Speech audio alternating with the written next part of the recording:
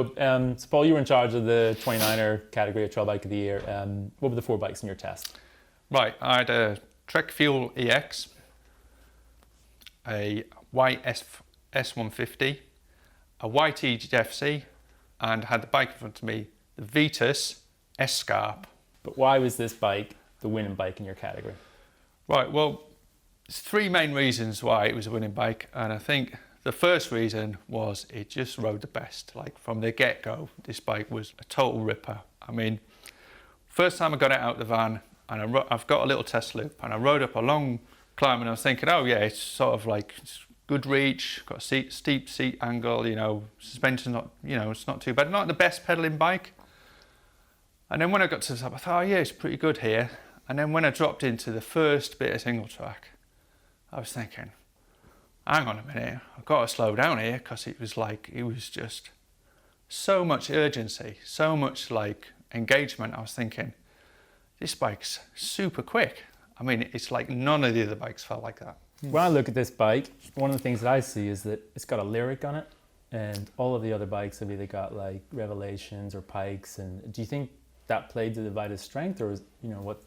Oh yeah, I mean, the second reason it was the winning bike was it was just the parts on it, and the lyric was like quite a big departure from the other bikes. But I actually thought for trail riding, the lyric's actually a better fork. It's just a bit more supple, got a different tune on the damper, it's just a bit more active and a bit more capable. Yeah. And then you look at the rest of the stuff on it, it's got SRAM GX Eagle group set. They've upgraded to a carbon crank. It's got reverb post. It's got proper Maxxis 3C rubber tyres, and it's got like DT Swiss wheel set. I mean, it's all really good stuff. Yeah, I mean, that's all really good stuff, but I'm right in thinking this was the heaviest bike in your category, isn't it? Oh, totally, yeah. I mean, where is that weight? I mean, the fork's a bit heavier. I mean, it's got a double down case and rear tire. I mean, that's what you'd run on an enduro bike. Well, it is, but overall, the wheels are not the heaviest wheels on test, like as an overall package. What there's probably about 400 grams, 500 grams in the bike that the other bikes don't have. So basically looking at about 200 grams in the fork and about 200 grams in the frame, because Vitus did say to me that they'd beefed up some of the tubes from the previous model that they developed. So it was a bit heavier, and that was one of the things that I noticed straight away when you're climbing. It's a bit weighty, but when you're ripping, that's a trade-off, isn't it? It's always a trade-off. Yeah, it doesn't. You know, it totally doesn't make any difference. It's a total sort of, you know, the weight actually. Sometimes you think, well, it's actually a good thing. When you're bombing downhill, it's great. Yeah. It feels really planted. It's definitely at the burlier end of trail riding, isn't it? I mean, what width's that handlebar on there? That's 800mm. The bar was the widest one on test, so the bike feels more rangy. I mean, to be honest, Vitus did say to me that they pitched this bike towards the enduro end of trail. Okay. So it was a bit more capable, which is why it's got a chain device, why it's got a lyric, why it's got that. The double down tyre. Yeah, double down tyre. So it's all a bit more burlier. But you only scored a 9 out of 10. Yeah. What would Vitus need to do to make this a double-digit 10 winning bike? Yeah, I did debate this for a long time because, you know, this is Trail Bike of the Year. I wanted to give a 10 out of 10, but there was just a couple of things about this bike that weren't quite right.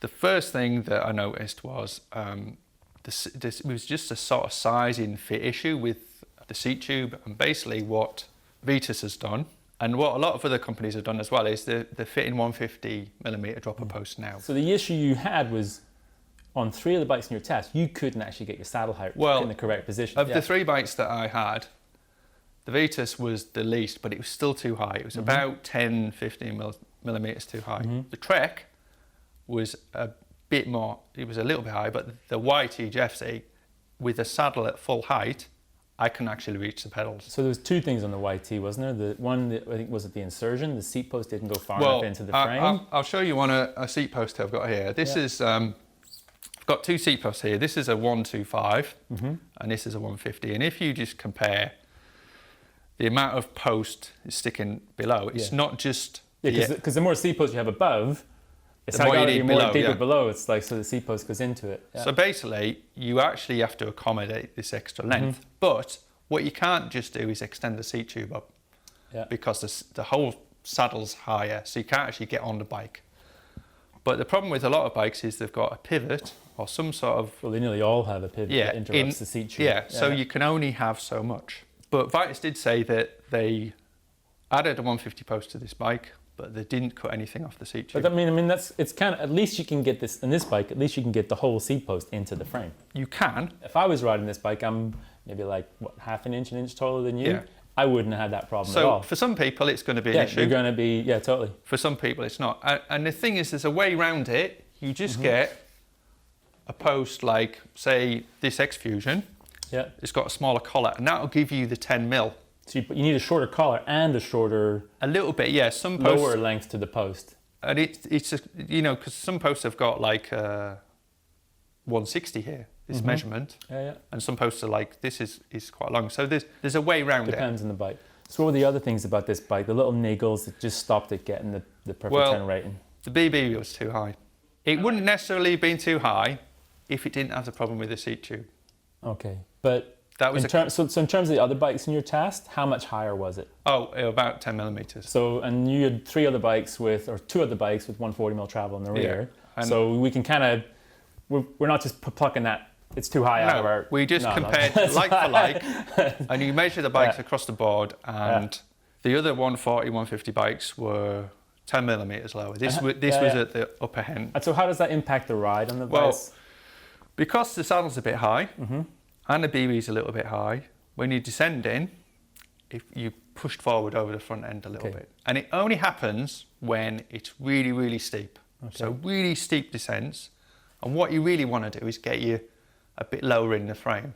Do you think that's compounded by the fact that the Vitus has the longer chainstays too? It does as well, because that pitches you forward. You forward a little bit? Okay. So it's just, you know, just a combination of like three things that mean it isn't quite as capable when it's steeper riding.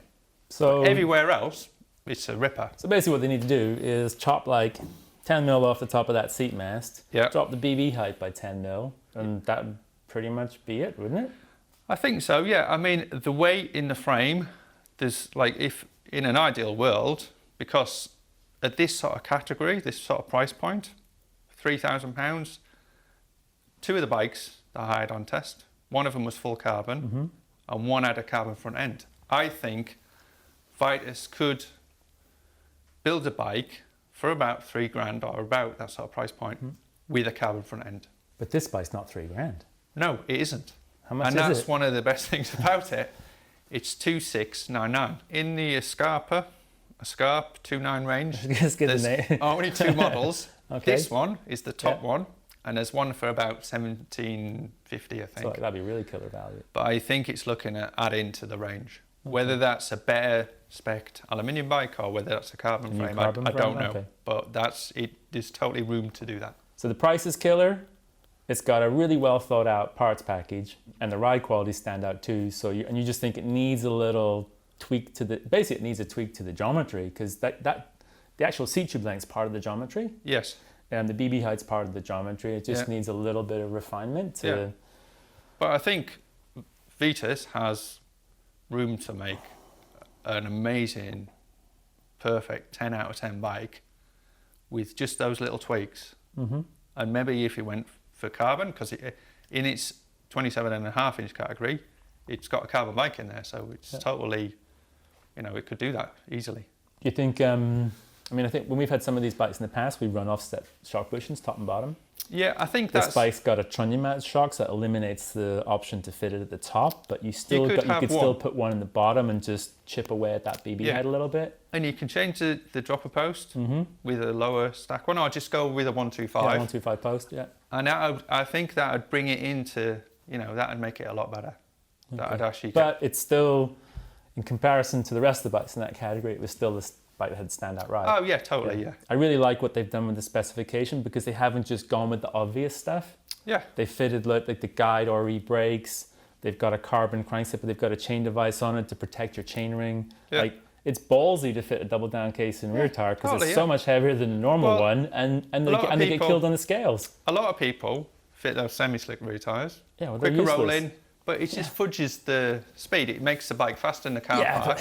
you try climbing up a greasy, slippery totally, climb, yeah. and there's It's just not what no you want. traction. So I think everything about this bike was thought about, and it had a purpose, and it was there for a reason, and it just you can see that in the ride quality of it.